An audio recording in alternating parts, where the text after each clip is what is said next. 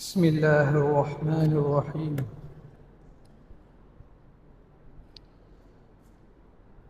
الحمد لله وكفى وسلام على عباده الذي اصطفى. أما بعد، فقد قال الله تعالى في المحكم التنزيل والفرقان الحميد: أعوذ بالله من الشيطان الرجيم. كتب عليكم الصيام كما كتب على الذين من قبلكم لعلكم تتقون. وقال نبينا عليه الصلاة والسلام: من صام رمضان إيمانا واحتسابا غفر له ما تقدم من ذنبه. صدق رسول الكريم. புகழனைத்தும் வல்ல ரஹ்மான் ஒருவனுக்கே உரிமையானது. அவனது சாந்தியும் சமாதானமும் பேரருளும் கிருபையும் அன்பும் அண்ணல் நபி ஸல்லல்லாஹு அலைஹி வஸல்லம் அவர்கள் மீதும், அன்னலாரின் அடிச்சுவற்றை அப்படியே பின்பற்றி வந்த சத்திய சஹாபாக்கள், தாபிஈன்கள், தாபீன்கள், இமாம்கள், நாதாக்கள், ஷுஹதாக்கள், வலிமார்கள், அன்னலாரின் உம்மத்தார் அனைவர் மீதும், குறிப்பாக இங்கு அமர்ந்திருக்கும் நம்மார் அனைவர் மீதும் உரித்தாகட்டுமாக. ஆமீன். அல்ஹம்துலில்லாஹ். ஒரு சில மாத காலங்களாக நாம் அல்லாஹ்விடத்தில் பிரார்த்தனை செய்து வபல்லிக்னா ரமதான், வபல்லிக்னா ரமதான், யா அல்லாஹ் இந்த ரமதானை எங்களுக்கு அடைய செய்வாயாக, இந்த ரமதானை எங்களுக்கு தந்தருள் புரிவாயாக என்று துஆ கேட்டு அந்த துஆவையும் அல்லாஹ் கபூல் செய்து நம்மை இங்கே இந்த ரமதானை அடைய வைத்தது மட்டுமல்லாமல், ரமதானுடைய முதல் பத்தின் இறுதியில் நாம் அமர்ந்திருக்கின்றோம். அல்ஹம்துலில்லாஹ். எஞ்சிருக்கக்கூடிய இன்னும் ஏறக்குறைய ஒரு 20 நாள் இன்ஷா அல்லாஹ், அல்லாஹ் எப்படி நமக்கு இந்த உறுதியையும் ஆரோக்கியத்தையும் அல்லாஹ் கொடுத்து இந்த 10 நாள் நம்மளை எப்படி சிறப்பாக இந்த நோன்பு நோக்க செய்தானோ, அதே போன்று எஞ்சிருக்கக்கூடிய இன்னொரு 20 நாளும் அல்லாஹ் நமக்கு அதே ஆரோக்கியத்தையும் அதே உறுதியையும் உற்சாகத்தையும் கொடுத்து ரமதானை சிறப்பாக நாம் நிறைவு செய்வதற்கு அல்லாஹ் தௌஃபீக் செய்வானாக. ஆமீன். கண்ணியத்திற்குரிய அல்லாஹ்வின் நல்லடியார்களே, உலகம் முழுவதும் சுமார் 200 கோடி முஸ்லிம்கள் அல்லாஹ்வின் உயர்தர உன்னதமான ஒரு கட்டளை, அந்த கட்டளையை நிறைவேற்றுவதற்காக ஏறக்குறைய ஒரு 200 கோடி முஸ்லிம்கள் பகல் நேரத்தில் பசித்திருந்தும் தாகித்திருந்தும் இச்சைகளை அடக்கி கொண்டு இரவில் அல்லாஹ்விடத்தில் நின்று வணங்கி அவனுடைய திருப்பொருத்தத்தை நாடி ரமதானை கொண்டாடி வருகின்றார்கள். சில இடத்தில் 10 மணி நேரம், சில இடத்தில் 12 மணி நேரம், அதிகபட்சமா இந்த வருஷம் 15.5 மணி நேரம் அந்தந்த இடத்தின் தட்பவெப்ப சூழ்நிலைக்கேற்ப அந்த கால அவகாசங்கள் மாறும். ஆனால் கட்டளை ஒன்றுதான். ஃபஜ்ர் நேரம் வரும் முன்னால் சஹர் செய்து சூரியன் மறைந்த பிறகு இஃப்தார் செய்து இந்த இடைப்பட்ட நேரத்தில் பசித்திருந்தும் தாகித்திருந்தும் ஆசைகளை இச்சைகளை அடக்கி அந்த நோன்பை நிறைவேற்ற வேண்டும்.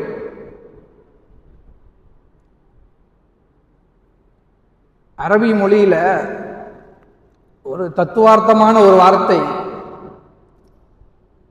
அல் ஹகீமு லா யஹ்லு அனில் ஹிக்மா. ஒரு அறிவாளி எதை செஞ்சாலும் ஒரு அர்த்தம் இருக்கும். ஒரு அறிவாளி எதை செய்தாலும் ஒரு காரணமா தான் செய்வான். அல் ஹக்கீம், அல் ஹக்கீம் என்றால் அரபியில் ஞானி என்று பொருள், நுட்பமானவன் என்று பொருள், நுணுக்கமானவன் என்று பொருள். குர்ஆன்ல அல்லாஹ் தன்னை பற்றி வர்ணிக்கும் பொழுது வஹுவல் அலீமுல் ஹகீம், வஹுவல் அஸீஸுல் ஹகீம் என்று பல இடங்களில் தன்னை நுட்பமானவன், நுணுக்கமானவன் என்று அல்லாஹ் தன்னை குறிப்பிட்டுள்ளார். அப்படியானால் அல்லாஹ் எதை சொல்கின்றானோ அதில் நுட்பங்கள் இருக்கும், பல நுணுக்கங்கள் இருக்கும். எதை தடுத்து நிறுத்துகின்றானோ அதில் பல ரகசியங்கள் இருக்கும் என்பதை நாம் விளங்க வேண்டும்.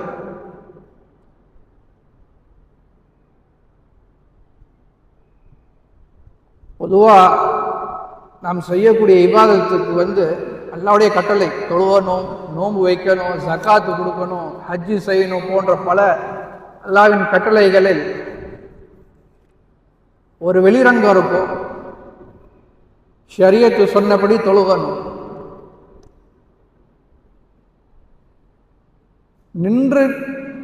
நின்ற நிலையில தொழுது அதுக்கப்புறம் ஸ்ட்ரைட்டா சுஜூதுக்கு போய்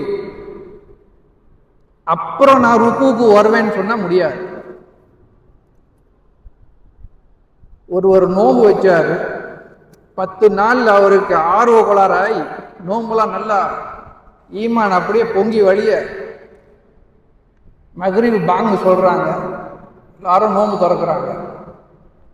இவர் மட்டும் அப்படியே உட்காந்துருக்காரு. பக்கத்தில் கேட்டாங்க, ஏன்பா நோம்பு திறக்கலையா? என்னப்பா நீ ரமதானே வருஷத்துக்கு ஒரு தடவை தான் வருது, காலம்புற தான் சாப்பிட்றோமே, இந்த ஒரு மாசமாவது நம்ம இஷா பாங்கில் நோன்பு திறப்போம். எப்படி?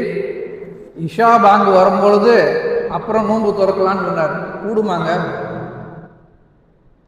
நல்ல விஷயம் தான். பார்க்கறது என்ன, அதிகமாக இபாதத்து செய்கிற ஆர்வத்தில் செய்கிற அதெல்லாம் கூடுமா?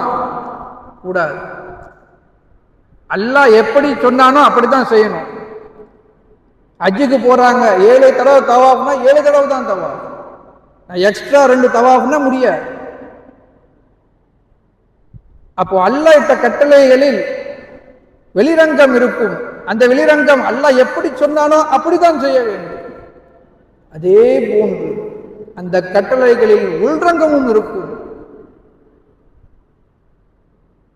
அப்போ அந்த அடிப்படையில் அல்லாஹ் நம்மை நோன்பு நோக்க சொல்லியிருக்கிறான் என்று சொன்னா, வெளிரங்கத்தில் பசித்திருக்க வேண்டும், தாகித்திருக்க வேண்டும், இச்சைகளை அடக்கியிருக்க வேண்டும் என்று அது வெளிரங்கமாக இருக்குமே. ஆனால் அந்த நோம்பின் உள்ரங்கத்தை நாம் கவனிக்கவும் வேண்டும். அந்த அடிப்படையில் அல்லாஹ் குர்ஆன்ல சொல்லும்போது அந்த கட்டளை வசனம் இருக்கும் பாருங்க, குதிபா அலைக்குமுஸ் ஸியாம் கமா குதிபா அலல்லஸீன மின் கப்லிக்கும் லஅல்லக்கும் தத்தகூன். இந்த நோன்பை இந்த நோன்பு உங்களுக்கு கடமையாக்கப்பட்டுள்ளது, உங்களை முன் சென்ற சமுதாயத்திற்கு எப்படி கடமையாக்கப்பட்டுள்ளதோ அதே போன்று உங்களுக்கும் கடமையாக்கப்பட்டுள்ளது. இறுதியில் அல்லாஹ் இப்படி சொல்லுவான், லஅல்லக்கும் தத்தகூன். இந்த நோம்பின் மூலமாக நீங்கள் வெறுமனே பசி பட்டினி இருக்கணும்ன்றது காரணம் இல்லை. நம்ம வெறுமனே பசியாக இருக்கணும் அதுவல்ல நோக்கம், பட்டினியாக இருக்கணும் அதுவல்ல நோக்கம். அல் ஹக்கீம் அல்லவா அவன், நுட்பமானவன், நுணுக்கமானவன் ஆகிய அல்லாஹ் எப்படி வெறுமனே ஒரு சில மணி நேரம் நம்ம பசியா இருக்கணும் அப்படின்னு சொல்லி ஒரு சின்ன காரணத்துக்காக அல்லாஹ் இந்த நோன்பை ஏற்படுத்தியிருப்பான். இதையெல்லாம் தாண்டி ஆன்மீக ரீதியாக வேற ஏதோ பிரம்மாண்டமான ஒரு காரணத்திற்காகத்தான் அல்லாஹ் இந்த நோன்பை ஏற்படுத்தியுள்ளார். அதன் அடிப்படையில் தான் அல்லாஹ் சொல்றான், இந்த நோம்பின் மூலம் நீங்கள் எதை பெற வேண்டும் என்று சொன்னால் லஅல்லகும் தத்தகூன், தக்வாவை பெற வேண்டும். இந்த தக்வான்ற வார்த்தை அல்லாஹ் ரப்பி நம்ம சின்ன வயசுல இருந்தே கேட்டுட்டு வந்துருக்கோம். தக்வா யாரை கேட்டாலும் சொல்லுவாங்க தக்வானா என்னங்க, சிம்பிளா சொல்லிடுவாங்க, இறையச்சம். ஒவ்வொரு கொத்துபாவிலையும் ஹத்தீப் இத்தகுல்லா இத்தகுல்லா, அல்லாவை அஞ்சி கொள்ளுங்கள், அல்லாவை அஞ்சி கொள்ளுங்கள்னு சொல்லி ஒவ்வொரு குத்துபாலையும் நம்ம சொல்லிட்டு வரோம் தக்வா. வெறுமனே அல்லாவை அஞ்சிக் கொள்வதா இந்த தக்வா? ஒரு சின்ன வார்த்தை, தொழுகையின் மூலம் அல்லாஹ் எதிர்பார்ப்பது அந்த தக்வா, ஜகாத்தின் மூலம் அல்லாஹ் எதிர்பார்ப்பது அந்த தக்வா, ஹஜ்ஜி குர்பானி போன்ற இபாதத்துகள் மூலம் அத்தனை இபாதத்துகள் மூலம் அல்லாஹ் எதிர்பார்ப்பது அந்த தக்வா. அப்படியானால் ஒருவனே இறையச்சம் என்று ஒரு சின்ன அர்த்தத்தின் உட்பட்டதா இந்த தக்வா? அப்படி என்ன ஒரு பிரம்மாண்டமான ஒரு அர்த்தம் அல்லாஹ் இப்படி விரும்புகிறான், எதிர்பார்க்கின்றானே. ஷேக் நாயகம் சொல்லுவாங்க, ஷேக் சாலே ஷா நூரி ஷிஷ்யுல் காதரி கத்தஸல்லாஹு சிர்ருல் அசீஸ், அல்லாஹ் அவங்களுடைய பாவங்களை மன்னித்து அவர்களுடைய அமலை ஏற்றுக்கொண்டு அவர்களை அல்லாஹ் சாலிஹீன்களோடு சேர்த்து வைக்கணும், ஆமீன். அவங்க சொல்லுவாங்க, பாவா தக்குவானா என்ன அர்த்தங்க? சிருஷ்டிகள் ரட்சகனுடன் உரையாடக்கூடியதும் உறவாடக்கூடியதையும் தான் தக்குவா என்று சூஃபியாக்கள் சொல்லுவாங்கன்னு சொல்லுவாங்க. எப்படி? படைப்பினங்கள் அல்லாஹ்வுடன் உரையாடக்கூடியதும் உறவாடக்கூடியதும் தான் இந்த தக்குவா. மனிதனுடைய வாழ்க்கையில ஒவ்வொரு அங்கத்திலும் அல்லாஹ் எதிர்பார்ப்பது இந்த தக்குவாவை. நம்ம குர்பானி செய்வோம், ஹஜ் மாசத்துல நம்ம குர்பானி செய்வோம். இந்த ஆயத்தை அல்லாஹ் சொல்லும்போது லை யனாலுல்லாஹ லுஹூமுஹா வலா திமாஉஹா வலாக்கி யனாலுல்லாஹ தக்வா. இந்த குர்பானியின் மூலம் அல்லாஹ் நாம் பலியிடக்கூடிய அந்த பிராணியின் இறைச்சி அல்லாஹ்வை சென்று அடைவதில்லை, அந்த பிராணியின் ரத்தம் அல்லாஹ்வை சென்று அடைவதில்லை. மாறாக அல்லாஹ் எதிர்பார்ப்பது என்னவோ அந்த இபாதத்தின் மூலம் தக்வாவை எதிர்பார்க்கின்றோம். அப்ப தக்வானா என்ன அர்த்தம், என்ன விளங்கியிருக்கிறோம் நம்ம?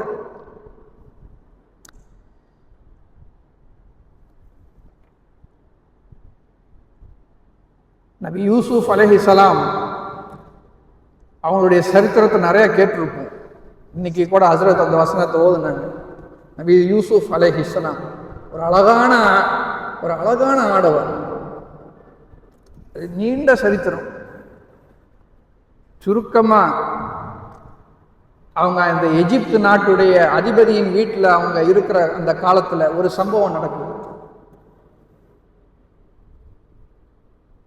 அன்றைக்கு அவங்க அந்த எகிப்து நாட்டின் அதிபதி அந்த வீட்டில் ஒரு பணிமடை இளைஞன்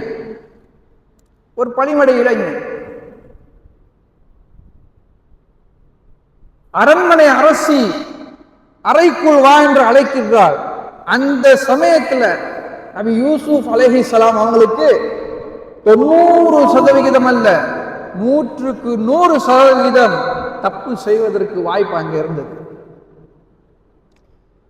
யோசிச்சு பார்க்கணும், ஒரு அரசி,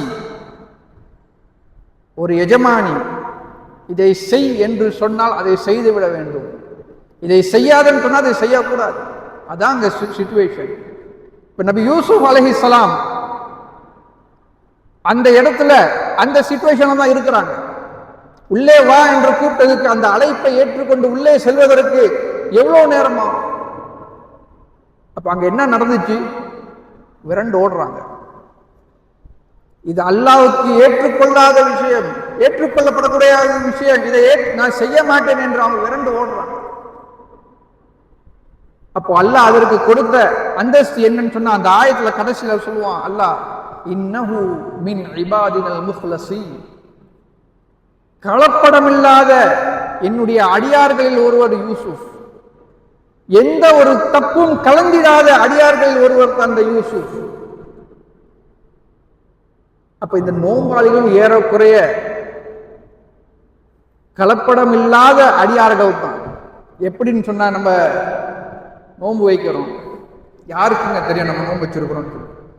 தொழுவுறோம், ஆளுங்க கண்ணுக்கு படுது, தொழுவுறோம், நின்று வணங்குறோம், ரக்காத்து ஜக்காத்து கொடுக்குறோம், ஆளுங்க பார்வைக்கு படும், ஹஜ்ஜு செய்கிறோம், எல்லாமே ஹாஜின்னு சொல்லி பேரை எழுதி வச்சுக்கிறோம். முகஸ்துதி இல்லாத ஒரே இபாதத்து அது இந்த நோன்பு மட்டும்தான். நீங்க வெளியே வீதியில் நடக்கும்போது ஒருத்தரை பார்க்க நல்லா சிலிப்பா இருப்பார். பெரும்பாலும் பார்க்க நோம்புல ஷாபான் மாசத்துல வச்சு வாங்குவாங்க சாப்பாடு. வயிறு முட்டை சாப்பிடுவோம், என்னடா நோம்பு வருதுப்பா, என்னப்பா கொஞ்சம் கண்ட்ரோல் பண்ணுப்பா சாப்பாட்டுன்னு சொன்னா நோம்புல எல்லாம் கரைஞ்சிருங்க, நோம்புல கொழுப்பெல்லாம் கரைஞ்சிரும் சொல்லுவாங்க. நோம்பு வந்ததுக்கு பார்த்ததுக்கு அப்புறம் தான் ஏற்கனவே இருந்ததை விட நோம்புல ஒரு 2 கிலோ எக்ஸ்ட்ரா போட்டிருப்பார். என்னன்னு பார்த்தா காலையிலேருந்து பசித்து இருந்தாருன்னா நோன்பு திறக்கிற சமயத்தில் பழி வாங்குவார். ஒரு 10 மணி நேரம் பசியாக இருந்துட்டேன், பஜார் ரமதான் முர்த்தபா ரொட்டி ஜோன் பள்ளிவாசலில் கொடுத்த சாப்பாடு கஞ்சி கலரு கலராக இந்த பாலாங் தண்ணி விதவிதமாக குவேங்க சமோசா வடை லொசுக்குன்னு சொல்லி ஒரு புடி பிடிப்பார். என்ன ஆகும் சொல்லுங்க பார்ப்போம். ஆராய்ச்சிய காலங்க சொல்றாங்க, நோம்புல தான் அதிகமா வீண் விரயம் நடக்குது, அதிகமா சாப்பாடு உணவுகள் வீண் விரயம் செய்யப்படுதுன்னு சொல்லி இந்த நோம்புல தான் நடக்குது. அத்தனையும் எப்படி இருக்கு பாருங்க. நோம்புல பட்னி இருக்கக்கூடிய அந்த நோம்புல நம்ம என்ன செய்யறோம்? சாப்பாடு அதிகமா வீண் விரயம்.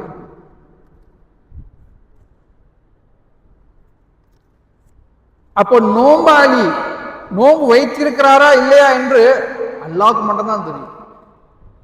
இப்போ வீட்டுக்குள்ள இருக்கிறோம், ஃப்ரிட்ஜை திறந்தா வகை வகையான சாப்பாடு எல்லாம் இருக்கும், கதவை மூடிட்டா யாருக்குமே தெரியாது.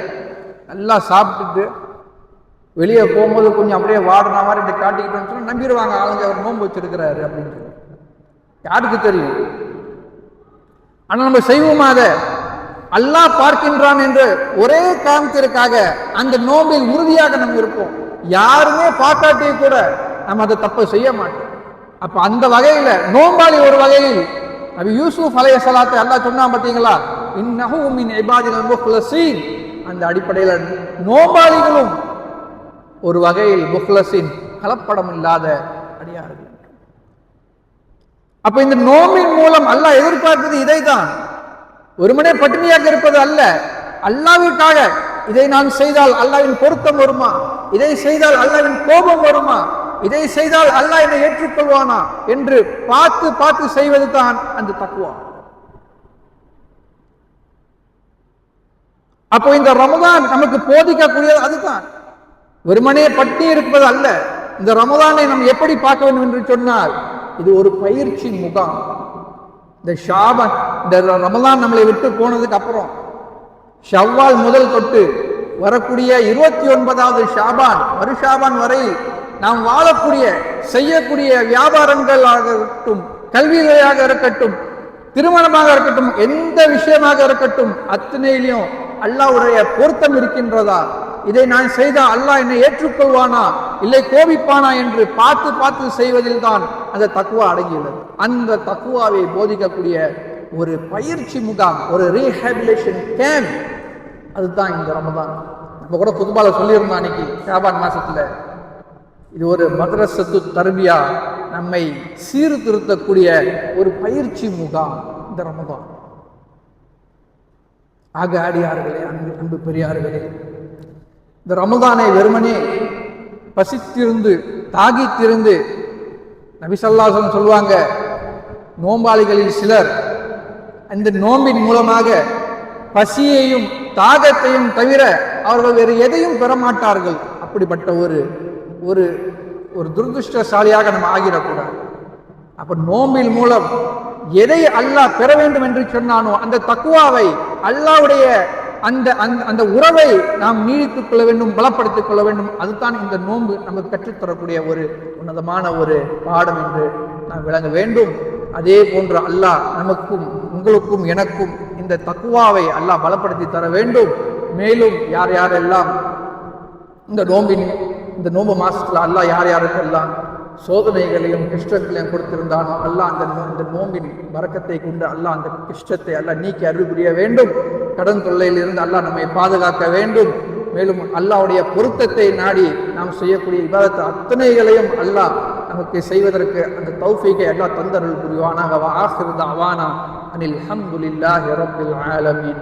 அஸ்ஸலாமு அலைக்கும் வரஹ்மத்துல்லாஹி தஆலா வபரகாத்துஹு. الحمد لله رب العالمين والصلاة والسلام على أشرف الأنبياء والمرسلين وعلى آله وصحبه أجمعين. اللهم اغفر لنا ذنوبنا وخطايانا كلها يا رب العالمين. اللهم أعنا على ذكرك وشكرك وحسن عبادتك برحمتك يا أرحم الراحمين. ربنا ظلمنا أنفسنا وإن لم تغفر لنا وترحمنا لنكونن من الخاسرين. ربنا آتنا في الدنيا حسنة وفي الآخرة حسنة وقنا عذاب النار. صلى الله تعالى وسلم على خير خلقه سيدنا محمد وآله وصحبه أجمعين. الحمد لله رب العالمين.